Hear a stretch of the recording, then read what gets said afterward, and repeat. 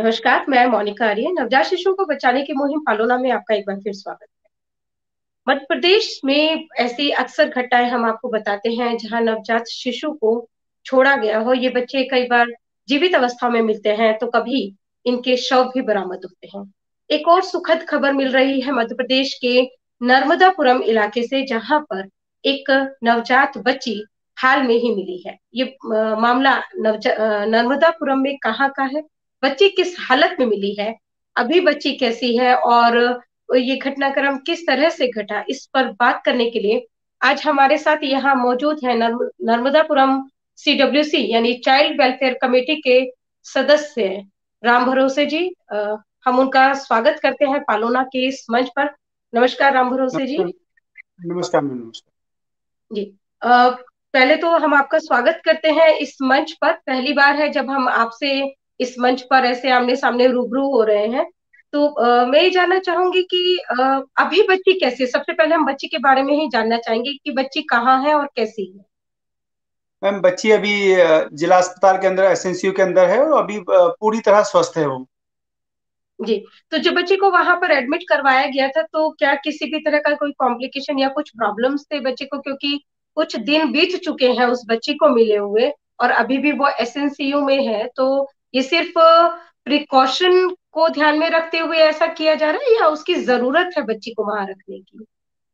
नहीं ma'am, actually क्या है कि वो जब हमको मिली तो जब इन्फॉर्मेशन मिली थी वो 3-4 घंटे पहले उसका जन्म हुआ था।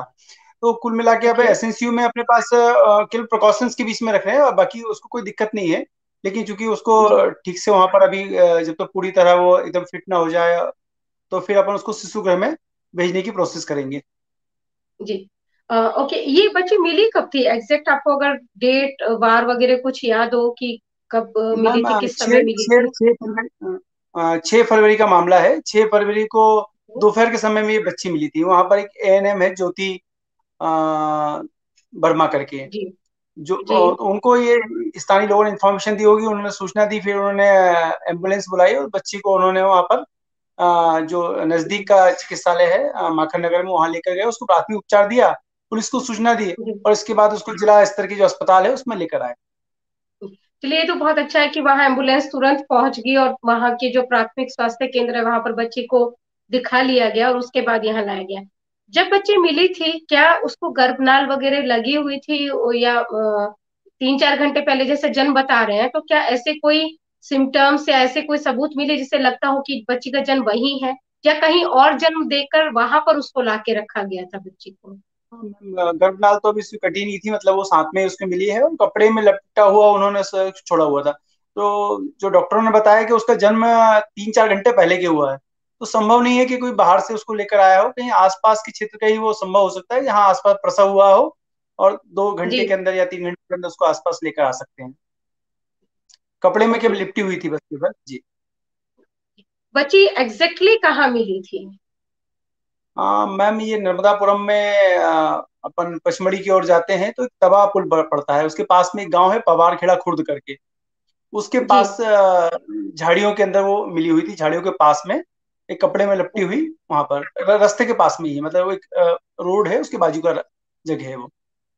तो मतलब जैसे वो इस तरह से अबंडन स्थिति में मिली तो झाड़ियों से या फिर किसी कीड़े वगैरह के काटने से कोई बच्ची को नुकसान नहीं पहुंचा था, बच्ची पूरी तरह स्वस्थ हाँ, थी जब मिली। इस समय तक हाँ स्वस्थ थी ना, उसके पास चींटियां या कोई दूसरी चीजें कुछ भी नहीं थी मतलब। और ना जानवर भी नहीं था, जी। ऐसा कुछ भी नहीं था मतलब। और जल्दी ही जी। सूचना मिल गई और बच्ची को स्वास्थ्य लाभ मिल पाया। जी। ये थाना क्षेत्र कौन सा पड़ेगा राम भरोसे जी। थाना क्षेत्र माखन नगर है। माकन।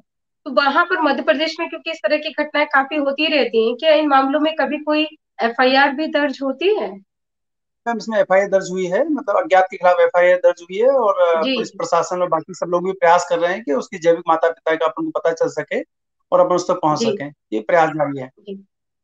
जी। सरकार की एक पॉलिसी है सेफ सरेंडर की। आप CWC में है तो आप निश्चित तौर पर उसके बारे में जानते होंगे कि जी सेफ जी सरेंडर पॉलिसी है इस तरह की।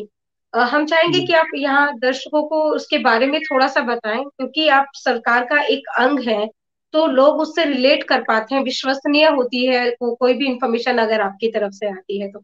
तो क्या है ये पॉलिसी और कौन लोग इसका लाभ ले सकते हैं, इसके बारे में थोड़ा सा बता दें। मैम हमारे यहाँ पर दत्तक ग्रहण एजेंसी भी है वहाँ, मतलब नर्मदापुरम में नारायण नगर में दत्तक ग्रहण शिशु गृह है। वहाँ पर पालना घर भी जी लगा हुआ है, पालना बकायदा बाहर लगा हुआ है। और कोई ऐसा लगता है तो उसमें वो जो जो मतलब दंपति है उनको लगता है कि तो अगर पालने में सक्षम नहीं है तो उसको हाँ छोड़ के जा सकते हैं, या वो बाल कल्याण समिति में आके उसको बाकायदा डीड भर के सिलेंडर भी कर सकते हैं बच्चे को। भाई हम यहाँ पर जी उसको सौंपना चाहते हैं, तो वो बाकी प्रोसेस हम उसको करवा देते हैं। और 2 महीने का उनके पास समय भी रहता है कि वो 2 महीने में अगर उनका मन बदलता है तो वो वापस भी अपने वो जो बच्चा है उसको ले भी सकते हैं। और इसके बाद हम जी। उसको 2 महीने बाद जो है कारा की वेबसाइट पर उसको आगे की प्रोसेस दत्तक ग्रहण के लिए हम करते हैं कि जिसमें सुरक्षित और एक अच्छे परिवार में वो पुनर्वासित हो सके, इसका प्रयास करते हैं। मतलब 2 महीने का जो एक कंसिडरेशन पीरियड दिया जाता है बायोलॉजिकल पेरेंट्स को, अगर वो जी चाहे तो बच्चे को वापस अपने पास लाकर उसे पाल सकते हैं। नहीं तो दो जी महीने जी के बाद कारा के माध्यम से बच्चा अडॉप्शन पूल में आ जाता है, जहां से वो बच्चा एक जी अच्छे परिवार का चयन करके गोद दे दिया जी जाता है।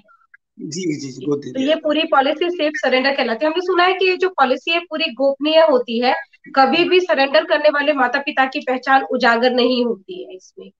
जी मैम, अब ये इसकी कोई भी पहचान उजागर नहीं होती ना, उनके बारे में जानकारी किसी से शेयर की जाती है, वो सुरक्षित जी रहता है इस पूरा मामला उनका। जी।